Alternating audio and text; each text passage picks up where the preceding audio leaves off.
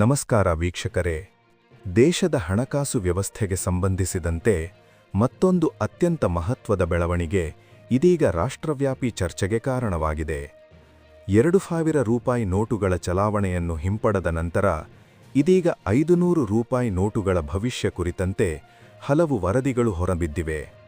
ಈ ವರದಿಗಳು ಜನಸಾಮಾನ್ಯರಲ್ಲಿ ಒಂದೇ ಸಮಯದಲ್ಲಿ ಕುತೂಹಲ, ಆತಂಕ ಮತ್ತು ಗೊಂದಲವನ್ನು ಉಂಟುಮಾಡಿವೆ.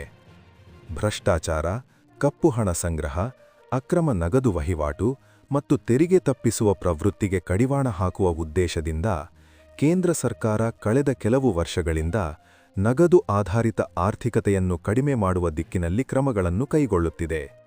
ಈ ನಿಟ್ಟಿನಲ್ಲಿ 2000 ರೂಪಾಯಿ ನೋಟುಗಳನ್ನು ಹಂತಹಂತವಾಗಿ ಹಿಂಪಡೆಯುವ ನಿರ್ಧಾರ ಕೈಗೊಳ್ಳಲಾಗಿತ್ತು. ಸರ್ಕಾರದ ಆ ನಿರ್ಧಾರ ದೇಶದ ಹಣಕಾಸು ವಲಯದಲ್ಲಿ ಭಾರೀ ಚರ್ಚೆಗೆ ಕಾರಣವಾಗಿತ್ತು. ವೀಕ್ಷಕರೇ, ಈಗ ಅದೇ ಹಾದಿಯಲ್ಲಿ ಸರ್ಕಾರ ಮತ್ತೊಂದು ಹೆಜ್ಜೆ ಇಡಲಿದೆಯೇ ಎಂಬ ಪ್ರಶ್ನೆ ಸಹಜವಾಗಿ ಎದುರಾಗಿದೆ. ಹಣಕಾಸು ವಲಯಕ್ಕೆ ಸಂಬಂಧಿಸಿದ ಕೆಲವು ಮಾಧ್ಯಮಗಳು ಮತ್ತು ವರದಿಗಳು ನೀಡಿರುವ ಮಾಹಿತಿಯ ಪ್ರಕಾರ 500 ರೂಪಾಯಿ ನೋಟುಗಳ ಬಳಕೆಯನ್ನು ಕೂಡ ಹಂತಹಂತವಾಗಿ ಕಡಿಮೆ ಮಾಡುವ ಕುರಿತು ಕೇಂದ್ರ ಸರ್ಕಾರ ಚಿಂತನೆ ನಡೆಸುತ್ತಿದೆ ಎಂಬ ಅಂದಾಜು ವ್ಯಕ್ತವಾಗಿದೆ. ಈ ಕುರಿತು ಸರ್ಕಾರ ಅಥವಾ ರಿಸರ್ವ್ ಬ್ಯಾಂಕ್ ಆಫ್ ಇಂಡಿಯಾದಿಂದ ಯಾವುದೇ ಅಧಿಕೃತ ಘೋಷಣೆ ಇನ್ನೂ ಹೊರಬಿದ್ದಿಲ್ಲ. ಆದರೂ ಈ ವರದಿಗಳು ದೇಶದಾದ್ಯಂತ ದೊಡ್ಡ ಮಟ್ಟದ ಚರ್ಚೆಗೆ ಕಾರಣವಾಗಿವೆ.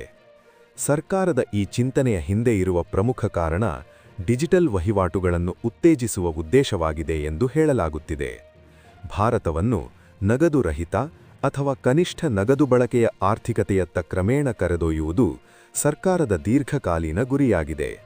ಈಗಾಗಲೇ unified payments interface, internet banking, card ಪಾವತಿಗಳು ಮತ್ತು ಮೊಬೈಲ್ ಆಧಾರಿತ ವಹಿವಾಟುಗಳು ದೇಶದಾದ್ಯಂತ ವ್ಯಾಪಕವಾಗಿ ಬಳಕೆಯಾಗುತ್ತಿವೆ. ವೀಕ್ಷಕರೇ, ದೊಡ್ಡ ಮೌಲ್ಯದ ನೋಟುಗಳು ಕಪ್ಪು ಹಣ ಸಂಗ್ರಹಿಸಲು, ಅಕ್ರಮ ವಹಿವಾಟುಗಳಿಗೆ ಮತ್ತು ತೆರಿಗೆ ತಪ್ಪಿಸಲು ಹೆಚ್ಚು ಬಳಸಲ್ಪಡುತ್ತವೆ ಎಂಬುದು ಸರ್ಕಾರದ ನಿಲುವಾಗಿದೆ. ಇದೇ ಕಾರಣಕ್ಕೆ 2000 ರೂಪಾಯಿ ನೋಟುಗಳನ್ನು ಚಲಾವಣೆಯಿಂದ ಹೊರತೆಗೆದುಕೊಳ್ಳಲಾಗಿತ್ತು. ಇದೀಗ 500 ರೂಪಾಯಿ ನೋಟುಗಳ ವಿಷಯದಲ್ಲಿಯೂ ಇದೇ ರೀತಿಯ ಚಿಂತನೆ ನಡೆಯುತ್ತಿದೆ ಎಂಬ ವರದಿಗಳು ಮತ್ತಷ್ಟು ಗಮನ ಸೆಳೆಯುತ್ತಿವೆ. ಈ ನಡುವೆ ರಿಸರ್ವ್ ಬ್ಯಾಂಕ್ ಆಫ್ ಇಂಡಿಯಾ ಹೊರಡಿಸಿರುವ ಮಹತ್ವದ ನಿರ್ದೇಶನವೊಂದು ಈ ಚರ್ಚೆಗೆ ಮತ್ತಷ್ಟು ಬಲ ನೀಡಿದೆ. ದೇಶದ ಎಲ್ಲಾ ಬ್ಯಾಂಕುಗಳು ತಮ್ಮ ಎಟಿಎಂ ಯಂತ್ರಗಳಲ್ಲಿ 100 ಮತ್ತು 200 ರೂಪಾಯಿ ನೋಟುಗಳ ಲಭ್ಯತೆಯನ್ನು ಕಡ್ಡಾಯವಾಗಿ ಹೆಚ್ಚಿಸಬೇಕು ಎಂದು ರಿಸರ್ವ್ ಬ್ಯಾಂಕ್ ಸೂಚಿಸಿದೆ. ಸಾರ್ವಜನಿಕರಿಗೆ ದಿನನಿತ್ಯದ ಚಿಲ್ಲರೆ ವಹಿವಾಟಿಗೆ ಅನುಕೂಲವಾಗುವಂತೆ ಮಧ್ಯಮ ಮೌಲ್ಯದ ನೋಟುಗಳ ಬಳಕೆಯನ್ನು ಉತ್ತೇಜಿಸುವುದೇ ಈ ಕ್ರಮದ ಪ್ರಮುಖ ಉದ್ದೇಶವಾಗಿದೆ. ರಿಸರ್ವ್ ಬ್ಯಾಂಕ್ ನೀಡಿರುವ ನಿರ್ದೇಶನದ ಪ್ರಕಾರ ಡಿಸೆಂಬರ್ 2025ರೊಳಗೆ ದೇಶದ 80% ಎಟಿಎಂ ಯಂತ್ರಗಳಲ್ಲಿ 100 ಮತ್ತು 200 ರೂಪಾಯಿ ನೋಟುಗಳು ಸುಲಭವಾಗಿ ಲಭ್ಯವಾಗುವಂತೆ ವ್ಯವಸ್ಥೆ ಮಾಡಬೇಕು.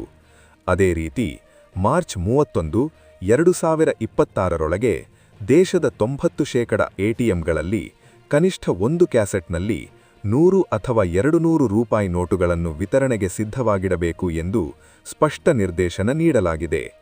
ವೀಕ್ಷಕರೇ, ಈ ನಿರ್ದೇಶನವನ್ನು ಕೇವಲ ತಾಂತ್ರಿಕ ಬದಲಾವಣೆ ಎಂದು ಮಾತ್ರ ನೋಡಲಾಗುವುದಿಲ್ಲ.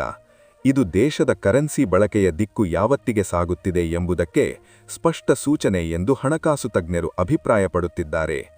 ಜನರು ದಿನನಿತ್ಯದ ವಹಿವಾಟುಗಳಿಗೆ ಹೆಚ್ಚು ಚಿಕ್ಕ ಮತ್ತು ಮಧ್ಯಮ ಮೌಲ್ಯದ ನೋಟುಗಳನ್ನು ಬಳಸಲಿ ಎಂಬುದೇ ಇದರ ಮೂಲ ಉದ್ದೇಶವಾಗಿದೆ. ಇದೀಗ ಪ್ರಮುಖ ಪ್ರಶ್ನೆ ಏನೆಂದರೆ, 500 ರೂಪಾಯಿ ನೋಟುಗಳನ್ನು ಸಂಪೂರ್ಣವಾಗಿ ಅಮಾನ್ಯಗೊಳಿಸಲಾಗುತ್ತದೆಯೇ ಎಂಬುದು. ಈ ಹಂತದಲ್ಲಿ ಸ್ಪಷ್ಟವಾಗಿ ಹೇಳಬೇಕಾದ ವಿಷಯವೇನೆಂದರೆ, ಸರ್ಕಾರ ಅಥವಾ ರಿಸರ್ವ್ ಬ್ಯಾಂಕ್ ಇದುವರೆಗೂ 500 ರೂಪಾಯಿ ನೋಟುಗಳನ್ನು ರದ್ದುಪಡಿಸುವ ಕುರಿತು ಯಾವುದೇ ಅಧಿಕೃತ ಘೋಷಣೆಯನ್ನು ಹೊರಡಿಸಿಲ್ಲ. ಆದರೂ ಹಂತಹಂತವಾಗಿ ಅವುಗಳ ಬಳಕೆಯನ್ನು ಕಡಿಮೆ ಮಾಡುವ ನೀತಿ ಜಾರಿಗೆ ಬರಬಹುದೇ ಎಂಬ ಊಹಾಪೋಹಗಳು ಮುಂದುವರಿಯುತ್ತಿವೆ. ವೀಕ್ಷಕರೇ, ಹಣಕಾಸು ತಜ್ಞರ ಪ್ರಕಾರ 500 ರೂಪಾಯಿ ನೋಟುಗಳನ್ನು ಹಠಾತ್ ನಿಲ್ಲಿಸಿದರೆ ಅದು ದಿನನಿತ್ಯದ ವ್ಯಾಪಾರ ವಹಿವಾಟು, ಸಣ್ಣ ವ್ಯಾಪಾರಿಗಳು, ಗ್ರಾಮೀಣ ಪ್ರದೇಶಗಳು ಮತ್ತು ನಗದು ಅವಲಂಬಿತ ವಲಯಗಳ ಮೇಲೆ ತೀವ್ರ ಪರಿಣಾಮ ಬೀರುವ ಸಾಧ್ಯತೆ ಹೆಚ್ಚಿದೆ ಎಂದು ಅವರು ಹೇಳಿದ್ದಾರೆ. ಭಾರತ ಕಳೆದ ಕೆಲವು ವರ್ಷಗಳಲ್ಲಿ ಡಿಜಿಟಲ್ ಆರ್ಥಿಕತೆಯತ್ತ ಸಾಗುವಲ್ಲಿ ಮಹತ್ವದ ಸಾಧನೆ ಮಾಡಿದೆ. ಆದರೂ ದೇಶದ ದೊಡ್ಡ ಜನಸಂಖ್ಯೆ ಇನ್ನೂ ನಗದು ವಹಿವಾಟಿನ ಮೇಲೆ ಅವಲಂಬಿತವಾಗಿದೆ. ವಿಶೇಷವಾಗಿ ಗ್ರಾಮೀಣ ಭಾಗಗಳು, ಬೀದಿ ವ್ಯಾಪಾರಿಗಳು, ದಿನಗೂಲಿ ಕಾರ್ಮಿಕರು ಮತ್ತು ಹಿರಿಯ ನಾಗರಿಕರು ನಗದು ಬಳಕೆಯನ್ನೇ ಹೆಚ್ಚು ನಂಬಿದ್ದಾರೆ. ಈ ಹಿನ್ನೆಲೆಯಲ್ಲಿ ಕರೆನ್ಸಿ ಬದಲಾವಣೆಗಳನ್ನು ಹಂತಹಂತವಾಗಿ ಜಾರಿಗೆ ತರುವುದೇ ಸರ್ಕಾರದ ತಂತ್ರವಾಗಿರಬಹುದು ಎಂಬ ಅಭಿಪ್ರಾಯ ವ್ಯಕ್ತವಾಗುತ್ತಿದೆ. ಇದೇ ವೇಳೆ ಸಣ್ಣ ವ್ಯಾಪಾರಿಗಳು ಮತ್ತು ಸಾಮಾನ್ಯ ಜನರ ದೃಷ್ಟಿಯಿಂದ ನೋಡಿದರೆ 100 ಮತ್ತು 200 ರೂಪಾಯಿ ನೋಟುಗಳ ಲಭ್ಯತೆ ಹೆಚ್ಚಿದರೆ ದಿನನಿತ್ಯದ ವಹಿವಾಟುಗಳು ಸುಲಭವಾಗುತ್ತವೆ, ಚಿಲ್ಲರೆ ಸಮಸ್ಯೆ ಕಡಿಮೆಯಾಗುತ್ತದೆ. ದೊಡ್ಡ ನೋಟುಗಳನ್ನು ಸಂಗ್ರಹಿಸುವ ಪ್ರವೃತ್ತಿಗೂ ಕ್ರಮೇಣ ಕಡಿವಾಣ ಬೀಳಬಹುದು ಎಂಬುದು ತಜ್ಞರ ಅಭಿಪ್ರಾಯವಾಗಿದೆ. ಇದರ ಜೊತೆಗೆ ಡಿಜಿಟಲ್ ವಹಿವಾಟುಗಳನ್ನು ಉತ್ತೇಜಿಸುವುದರೊಂದಿಗೆ ಡಿಜಿಟಲ್ ಭದ್ರತೆ ಮೇಲೂ ಸರ್ಕಾರ ಹೆಚ್ಚಿನ ಗಮನ ಹರಿಸಬೇಕಾಗಿದೆ. ಆನ್ಲೈನ್ ವಂಚನೆ, ನಕಲಿ ಕರೆಗಳು ಮತ್ತು ಹಣಕಳವು ಪ್ರಕರಣಗಳು ಹೆಚ್ಚುತ್ತಿರುವ ಹಿನ್ನೆಲೆಯಲ್ಲಿ ಜನರಲ್ಲಿ ಡಿಜಿಟಲ್ ವ್ಯವಹಾರಗಳ ಬಗ್ಗೆ ಇನ್ನೂ ಕೆಲವು ಭಯಗಳಿವೆ. ಆದ್ದರಿಂದ ನಗದು ಬಳಕೆಯನ್ನು ಕಡಿಮೆ ಮಾಡುವ ಪ್ರಯತ್ನದ ಜೊತೆಗೆ ಡಿಜಿಟಲ್ ವ್ಯವಹಾರಗಳನ್ನು ಸುರಕ್ಷಿತಗೊಳಿಸುವ ವ್ಯವಸ್ಥೆಯನ್ನು ಬಲಪಡಿಸುವುದು ಅಗತ್ಯವಾಗಿದೆ. ವೀಕ್ಷಕರೇ, ಈ ಎಲ್ಲಾ ಬೆಳವಣಿಗೆಗಳನ್ನು ಒಟ್ಟಿನಲ್ಲಿ ನೋಡಿದಾಗ 500 ರೂಪಾಯಿ ನೋಟುಗಳ ಕುರಿತು ಚರ್ಚೆ ಕೇವಲ ಒಂದು ನೋಟಿನ ವಿಚಾರವಲ್ಲ ಎಂಬುದು ಸ್ಪಷ್ಟವಾಗುತ್ತದೆ. ಇದು ದೇಶದ ಆರ್ಥಿಕ ನೀತಿ, ಜನರ ಹಣ ಬಳಕೆಯ ಅಭ್ಯಾಸಗಳು ಮತ್ತು ಭವಿಷ್ಯದ ಹಣಕಾಸು ವ್ಯವಸ್ಥೆಯ ಕುರಿತ ದೊಡ್ಡ ಬದಲಾವಣೆಯ ಸೂಚನೆಯಾಗಿದೆ. ಸಾರ್ವಜನಿಕರು ಈ ಸಂದರ್ಭದಲ್ಲಿ ಗಾಬರಿಗೊಳ್ಳಬೇಕಾದ ಅಗತ್ಯವಿಲ್ಲ ಎಂದು ಹಣಕಾಸು ತಜ್ಞರು ಸಲಹೆ ನೀಡುತ್ತಾರೆ. ನಿಮ್ಮ ಬಳಿ ಇರುವ 500 ರೂಪಾಯಿ ನೋಟುಗಳು ಸಂಪೂರ್ಣವಾಗಿ ಮಾನ್ಯವಾಗಿವೆ ಮತ್ತು ಚಲಾವಣೆಯಲ್ಲಿವೆ.